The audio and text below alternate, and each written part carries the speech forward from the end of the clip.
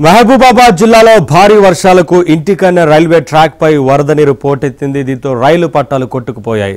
రైళ్ల రాకపోకలను నిలిపివేసిన అధికారులు మరమ్మత్తు పనులు మొదలుపెట్టారు.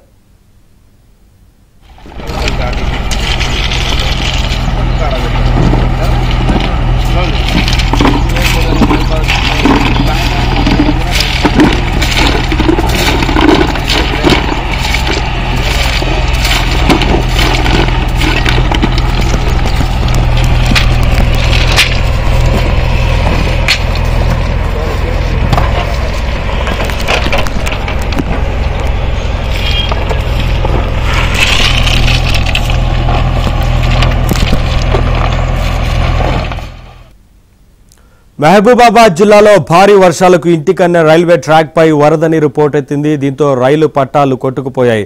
రైళ్ల రాకపోకలను నిలిపివేసిన అధికారులు మరమ్మత్తు పనులు మొదలుపెట్టారు.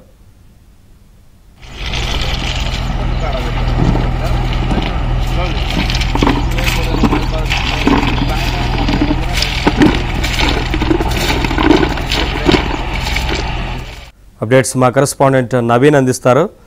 నవీన్, రైల్వే ట్రాక్ మరమ్మత్తు పనులు ఎక్కడి వరకు వచ్చాయి? ఎప్పటి వరకు రైలును రాకపోకలకు సంబంధించి పునరుద్ధరించే అవకాశం ఉంటుంది? ఏంటి వివరాలు? ఉమ్మడి వరంగల్ జిల్లాలోని కేసముద్రం నెక్కొండ మధ్యలో ఒక చోట, తర్వాత తార్లపూసపల్లి మహబూబాబాద్ మధ్యలో ఒక చోట, రెండు చోట్ల కూడా రైల్వే ట్రాక్ పూర్తి స్థాయిలో డ్యామేజ్ అయింది. ట్రాక్ కు సంబంధించినటువంటి కింద భాగం అంతా కొట్టుకుపోవడంతో రైల్వే పట్టాలు గాలిలో తేలియాడినటువంటి దృశ్యాలను మనం నిన్న చూసాం. దీంతో దక్షిణ మధ్య రైల్వే 80 సర్వీసులను రద్దు చేసింది. కొన్ని సర్వీసులను దారి మళ్లించినటువంటి పరిస్థితి అయితే ఉంది. అయితే వెంటనే దక్షిణ మధ్య రైల్వే అధికారులు యుద్ధ ప్రాతిపదికన పునరుద్ధరణ పనులు చేస్తా ఉన్నారు. అయితే అయోధ్య మహబూబాబాద్ మండలం అయోధ్య చెరువు తెగడంతో ఆ వాటర్ అంతా కూడా ఇంటికన్నె మీద నుంచి ఇంటికన్నె వద్ద ఉన్నటువంటి రైల్వే ట్రాక్ కిందికి రావడంతో అంత మట్టి అంతా కొట్టుకుపోవడం జరిగింది. అయితే ఇప్పుడు దాదాపుగా చెరువు ఖాళీ అయిపోయింది, పూర్తి స్థాయిలో నీరంతా కూడా వెళ్ళిపోయింది. కాబట్టి మరమ్మతు పనులు అయితే యుద్ధ ప్రాతిపదికన చేస్తా ఉన్నారు.